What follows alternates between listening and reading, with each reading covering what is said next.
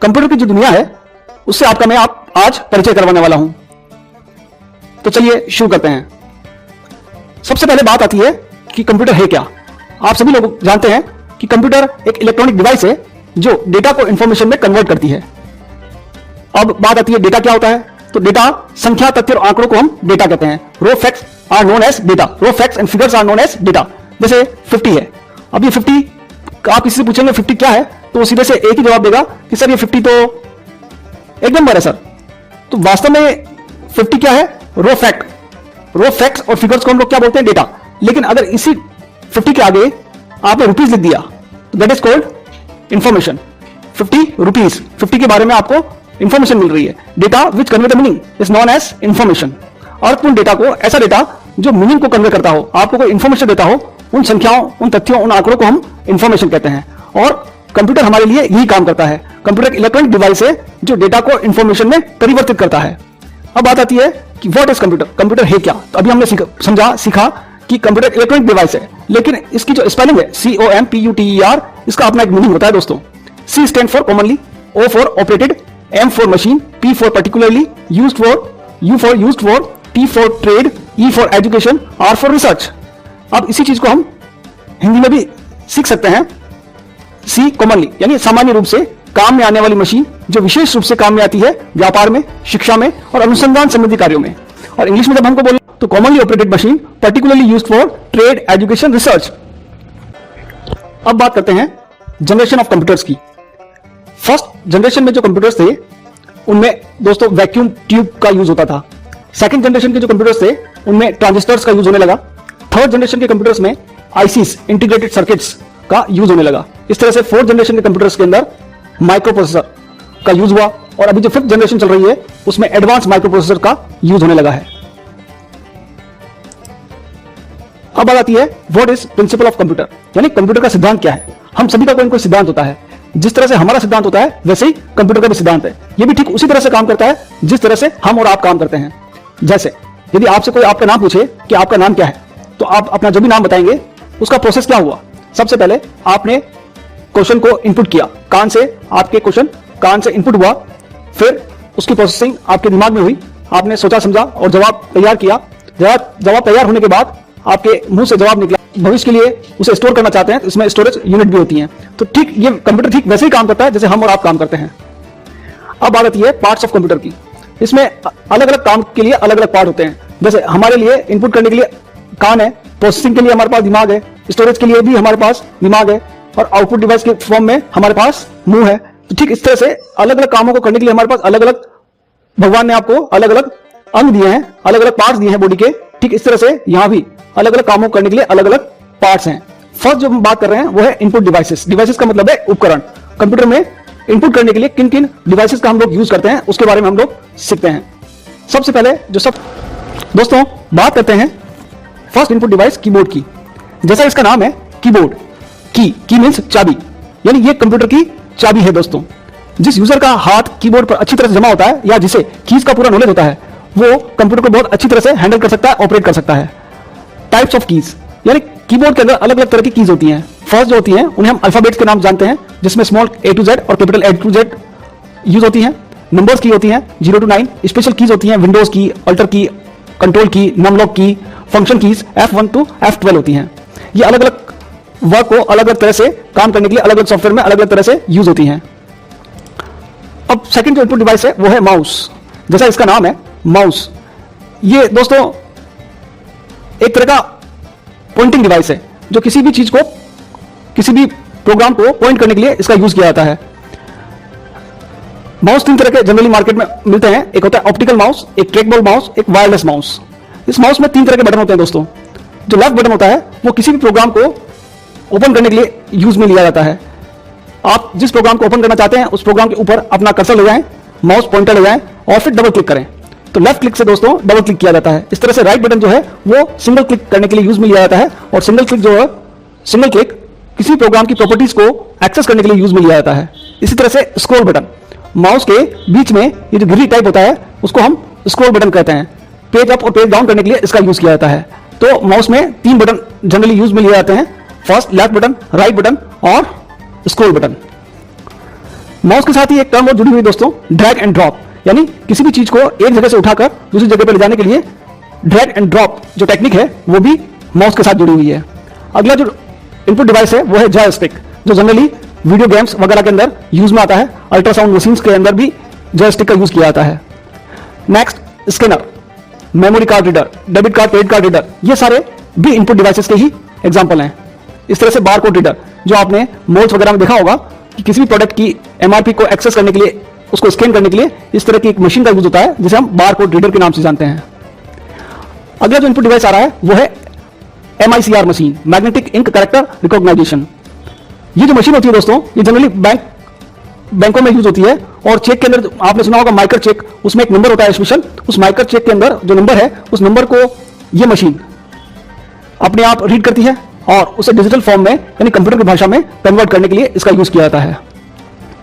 अगला जो input device है वो है OCR machine, optical character recognization. जैसा इसका नाम है कैरेक्टर, ये कैरेक्टर को पढ़ती है और उसे डिजिटल फॉर्मेट में कन्वर्ट करती है।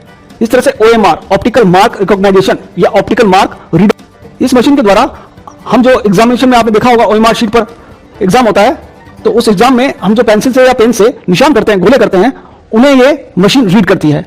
ऑप्टिकल मार्क रीडर या ऑप्टिकल मार्क रिकॉग्नाइजेशन। तो 3 मशीन है, MICR मशीन, OCR मशीन और OMR मशीन। इस तरह से इनपुट डिवाइस के अंदर ही वेब कैमरा, माइक्रोफोन, ये सारी चीजें इनपुट डिवाइस के अंदर ही यूज होती हैं। अगला जो टॉपिक आ रहा है दोस्तों वो है प्रोसेसिंग डिवाइस।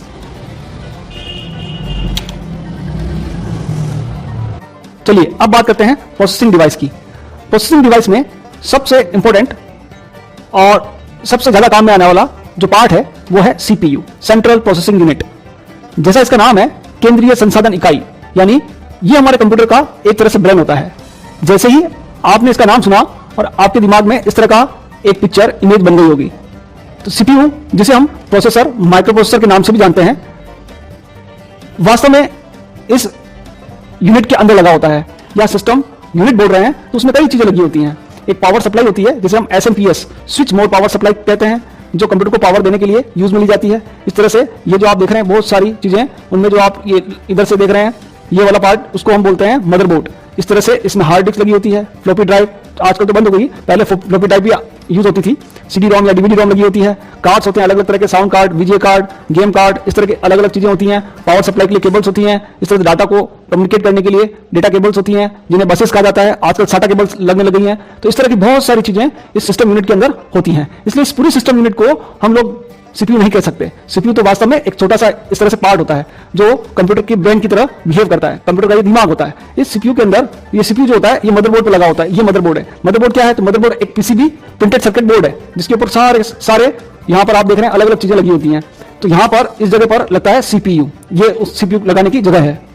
अब ये जो केबल्स हैं वो अलग अलग तरह की केबल्स होती हैं, जिन्हें मैंने बताया आपको कि IDE केबल कहा जाता है। इस तरह से आजकल लेटेस्ट टेक्नोलॉजी में SATA केबल्स का यूज होने लगा है।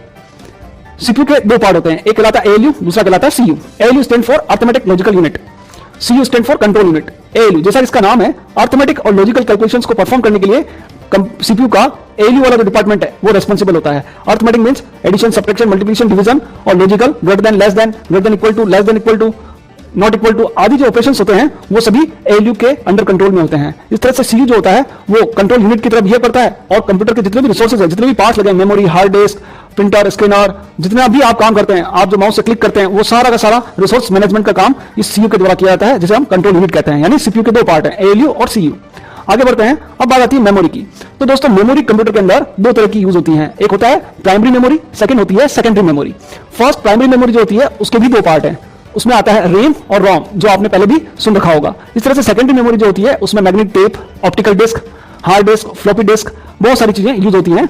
मेमोरी का सीधा सा मीनिंग होता है ये आपके डेटा को स्टोर करने का काम करती हैं। फर्स्ट हम बात करते हैं रैम की। जैसा इसका नाम है रैम, राम नहीं बोलना है दोस्तों, रैम बोलना है। कंप्यूटर टर्मिनोलॉजी में इसे रैम कहा जाता है। रैम का फुल फॉर्म है रैंडम एक्सेस मेमोरी, रैंडम, जिसमें रैंडम वर्ड का मीनिंग होता है बिना क्रम के, बिना ऑर्डर के। आप किसी सीक्वेंस में डेटा को एक्सेस नहीं करते हैं तो उसे बोलते हैं रैंडमली एक्सेस करना, यानी रैंडम एक्सेस। एक्सेस का मतलब to get the information, computer memory के अंदर जो इंफॉर्मेशन आप स्टोर करते हैं उसे बिना क्रम के एक्सेस करना। रैम में स्टोर डाटा को आप रीड और राइट दोनों कर सकते हैं, ये इसकी एडवांटेज है कि आप रेम में जो भी डाटा स्टोर करेंगे उसे आप रीड भी कर सकते हैं और राइट भी कर सकते हैं। इस तरह से इसमें स्टोर डाटा पावर ऑफ होने पर, यानी लाइट चली जाए या पावर ऑफ हो जाए, तब जो रेम में आपने डाटा स्टोर किया है वो रिमूव हो जाता है। और सबसे मोस्ट इंपोर्टेंट जो इसकी विशेषता कह लीजिए वो है कि ये वर्सेटाइल मेमोरी है, यानी चेंजेबल है।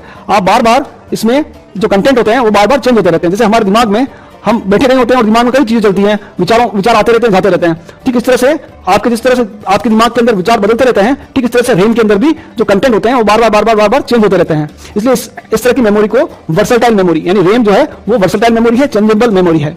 दूसरा होता है रोम। रोम जैसा इसका नाम है, रीड ओनली मेमोरी।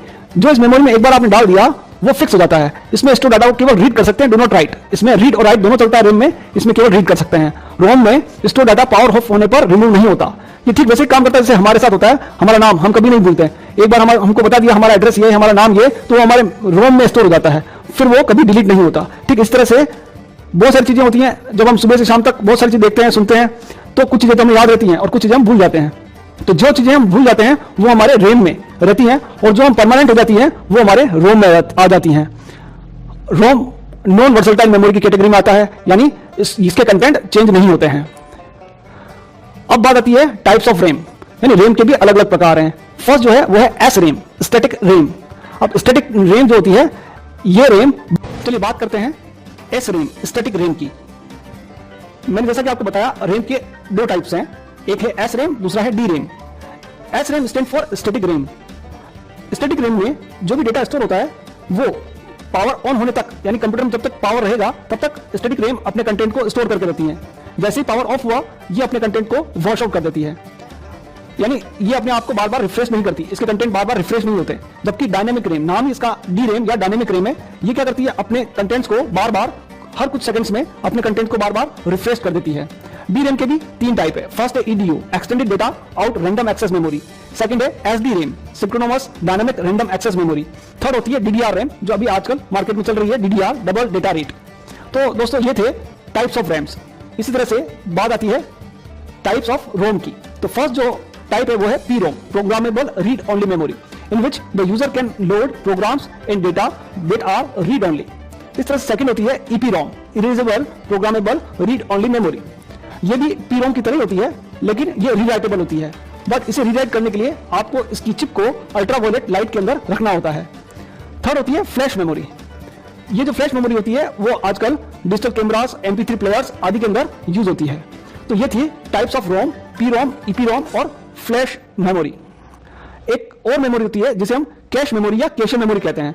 ये मेमोरी मेन मेमोरी की सहायक मेमोरी होती है, मेन मेमोरी को हेल्प करती है।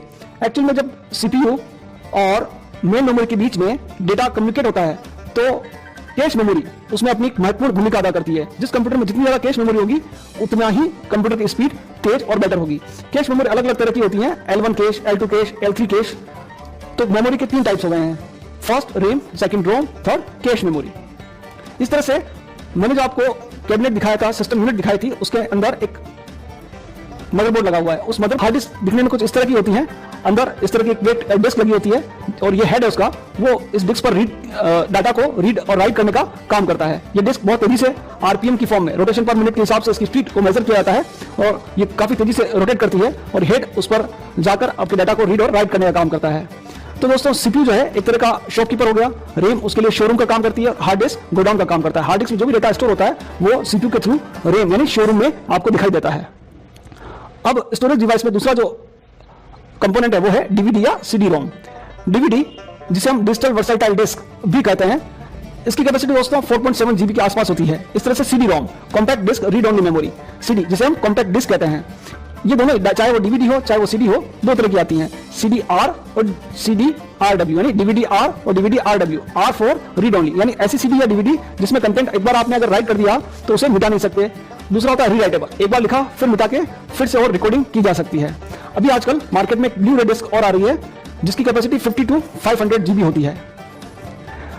इस तरह से स्टोर करने के लिए स्मार्ट मीडिया कार्ड्स मार्केट में मिलते हैं, mini SD card, micro SD card जो आपने अपने मोबाइल में भी यूज किए होंगे, वो इसी तरह से कंप्यूटर में भी यूज किए जा सकते हैं। अगला टॉपिक आ रहा है दोस्तों आउटपुट डिवाइस, और सबसे फर्स्ट और कॉमन जो आउटपुट डिवाइस है वो है मॉनिटर, जिसे विजुअल डिस्प्ले यूनिट वीडियो के नाम से भी जाना जाता है। ये अलग अलग टाइप के होते हैं। फर्स्ट होता है CRT monitor. Cathode ray tube, इस तरह का पहले इस तरह का जो मॉनिटर आता था उसे सीआरटी मॉनिटर कहा जाता है। ऐसा ही एक टीएफटी आता है, थिन फिल्म ट्रांजिस्टर, इस तरह का LCD liquid crystal display, LED light emitting diode और प्लाज्मा स्क्रीन, इस तरह के अलग अलग तरह के मॉनिटर मार्केट में मिलते हैं। और एक जो टेक्नोलॉजी यूज हो रही है आजकल, आपका जो केबल कनेक्शन है वो अब डिजिटल फॉर्मेट में हो गया है, उसको कहते हैं HDTV, high definition television. Next जो आउटपुट डिवाइस है वो है प्रिंटर। प्रिंटर दोस्तों वास्तव में दो प्रकार के होते हैं, एक कहलाता है इंपैक्ट प्रिंटर, दूसरा कहलाता है नॉन इंपैक्ट प्रिंटर। प्रिंटर से जो हमको आउटपुट मिलता है उसे हम हार्ड कॉपी के नाम से जानते हैं, और कंप्यूटर में जो टेक्स्ट आपको दिख रहा है उसे सॉफ्ट कॉपी के नाम से जानते हैं। प्रिंटर के रेजोल्यूशन को नापने के लिए एक इकाई का यूज होता है, यूनिट का यूज होता है, जिसे डीपीआई, डॉट पर इंच के रूप में जाना जाता है।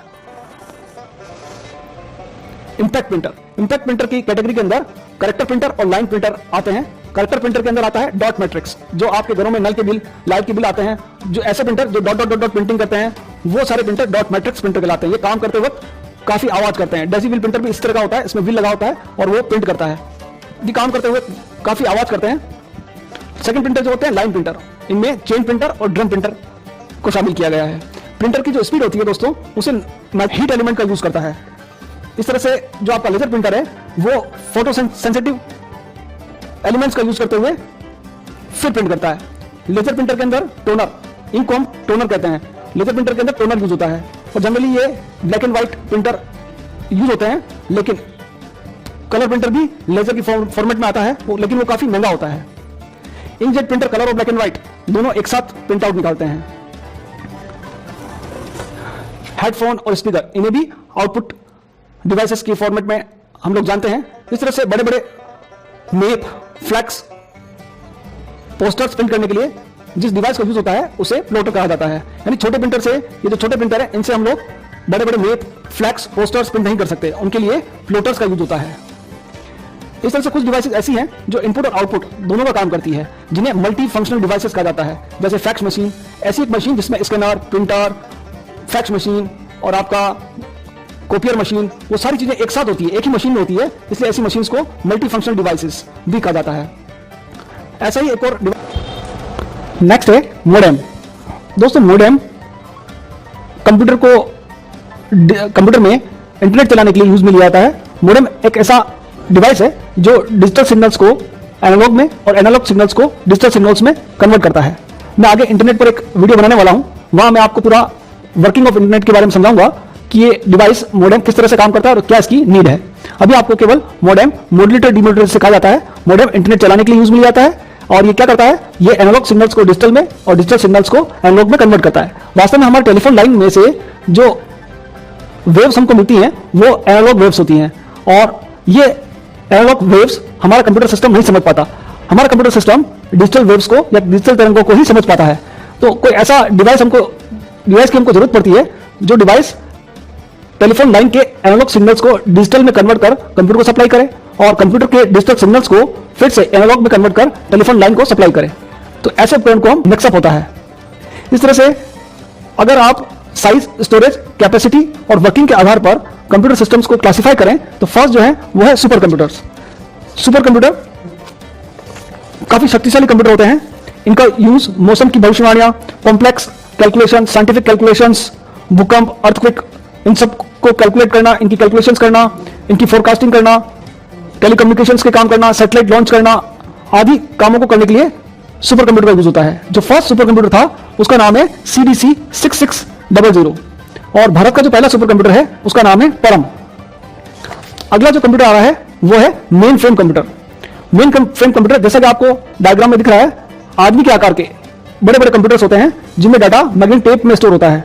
ये मेन फ्रेम कंप्यूटर्स बहुत बड़े डेटा को स्टोर करने के लिए यूज में लिए जाते हैं, काफी महंगे होते हैं और बड़े बड़े ऑर्गेनाइजेशंस इनका यूज करते हैं। इस तरह से जो नेक्स्ट कंप्यूटर है वो है मिनी कंप्यूटर। नाम भले ही दोस्तों इसका मिनी है, लेकिन आप देख रहे होंगे डायग्राम में कि किस तरह का ये दिखाई देता है। जिन लोगों की कस्टम एप्लीकेशंस होती हैं, जैसे कोई सीमेंट प्लांट है, वहां पर कंप्यूटर यूज किया जाता है, तो वहां हमारे तरह डेस्कटॉप कंप्यूटर यूज में नहीं लिए जाते। वहां पर स्पेशल उनके काम को करने के लिए ही कंप्यूटर्स को यूज में लिया जाता है। तो ऐसे जो कंप्यूटर्स हैं उन्हें मिनी कंप्यूटर्स कहा जाता है। नेक्स्ट जो कंप्यूटर हैं उन्हें हम पर्सनल कंप्यूटर, पीसी या माइक्रो कंप्यूटर के नाम से जानते हैं। इनके कई नाम हैं, desktop, notebook, tablet PC, handheld computers, इन्हें पीडीए, पर्सनल डिजिटल असिस्टेंट के नाम से भी जाना जाता है। इस तरह के नोटबुक, जिसे आप लैपटॉप के नाम से भी जानते हैं, इस तरह से मोबाइल पर जब हम मोबाइल चलाते हैं उसे भी हैंड हेल्ड कंप्यूटर सिस्टम कहा जाता है। इस तरह टेबलेट पीसी आता है जिसमें कॉम्पैक्ट या कस्टम एप्लीकेशंस रन की जाती हैं, उन्हें टेबलेट पीसी के नाम से जाना जाता है। कंप्यूटर की जो भाषा है दोस्तों, उस भाषा को हम बाइनरी कहते हैं। लैंग्वेज जैसे हमारी आपकी एक भाषा है, उसी तरह से कंप्यूटर की भी एक भाषा है। टू कम्युनिकेट विद कंप्यूटर्स, अगर आपको कंप्यूटर से बातचीत करनी है तो कंप्यूटर की भाषा आनी चाहिए। तो कंप्यूटर की जो भाषा है वो है बाइनरी। बाइनरी भाषा में ही कंप्यूटर काम करता है। इस बाइनरी भाषा में दो ही अक्षर होते हैं, दो ही अल्फाबेट्स होते हैं। जैसे हमारी भाषा के अंदर OI है, ABCD है, उसमें 26 लेटर्स होते हैं। उस तरह से इस बाइनरी के अंदर केवल दो ही, 0 और 1 ही होता है। यूनिट्स इन कंप्यूटर में जो साइज है, जो कैपेसिटी है, उसको मेजर करने के लिए इकाई का यूज होता है, यूनिट का यूज होता है, जिसे हम बाइट के नाम से जानते हैं। 1 बाइट दोस्तों 8 बिट से मिलकर 1 बाइट बनती है। उस तरह से 1 बाइट के अंदर 1 कैरेक्टर जो होता है उसे हम 1 बाइट कहते हैं। 1024 बाइट्स मिलकर 1 किलोबाइट बनती है। जैसे 1 किलो में 1000 ग्राम होते हैं, उस तरह से 1024 बाइट्स मिलकर 1 किलोबाइट बनाती हैं। उस तरह से 1024 किलोबाइट मिलकर 1 मेगाबाइट बनाती हैं। 1024 मेगाबाइट मिलकर 1 जीबी गीगाबाइट बनाती हैं। 1024 गीगाबाइट मिलकर 1 टीबी टेराबाइट बनाती हैं। हार्डवेयर, यानी अगर आपसे कोई पूछे कि हार्डवेयर किसे कहते हैं, तो कंप्यूटर के अंदर जितने भी पार्ट्स जिन्हें हम टच कर सकते हैं, all visible and touchable parts of a computer system is known as hardware. जिन्हें आप टच कर सकते हैं वे सारे पार्ट्स कंप्यूटर सिस्टम के हार्डवेयर कहलाते हैं। जैसे आपका monitor, printer, scanner, keyboard, mouse, सारी चीजें हार्डवेयर की कैटेगरी में आती हैं। सॉफ्टवेयर, ऐसे सारे प्रोग्राम जो कंप्यूटर के अंदर चलते हैं उन्हें हम सॉफ्टवेयर कहते हैं। सॉफ्टवेयर जो होते हैं वो सेट ऑफ इंस्ट्रक्शंस, निर्देशों के समूह होता है। सेट ऑफ इंस्ट्रक्शंस या set of programs are known as software. दोस्तों, अगर आपको ये वीडियो अच्छा लगा हो, उपयोगी लगा हो, तो इसे जरूर लाइक करें, अपने दोस्तों को बताएं, शेयर करें और हमारे चैनल